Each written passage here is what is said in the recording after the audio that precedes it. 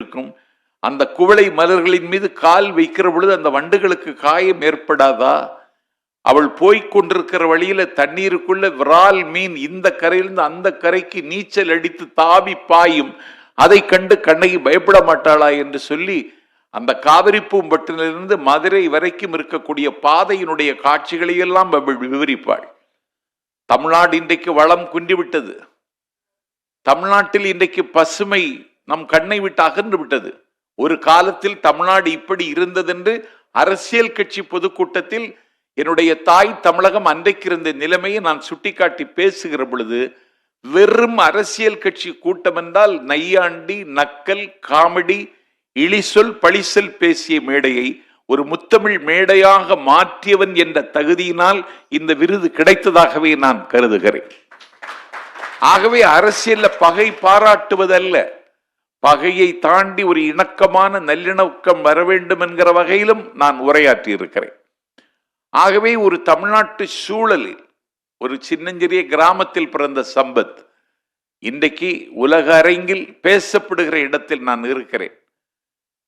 இந்த நாட்டில் இன்னும் நாம் தமிழை எல்லா திசைக்கும் கொண்டு செல்ல வேண்டிய கடமை இருக்கிறது.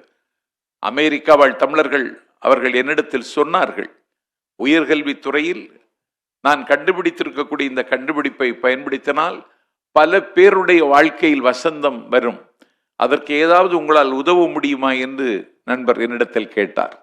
நான் யோசிக்கிறேன் என்றேன்.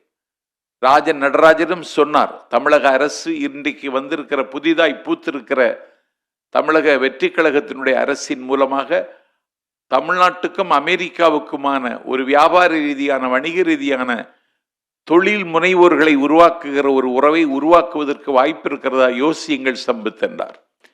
ஆகவே இன்றைக்கு தகவல் தொழில்நுட்பம், என்ஜினியரிங் டெக்னாலஜி, அது இன்றைக்கு ஆந்திராக்காரர்கள் கையில் சிக்கிவிட்டது. அமெரிக்காவில் வணிகமும் வர்த்தகமும் குஜராத்திகளின் கையில் சிக்கிவிட்டது.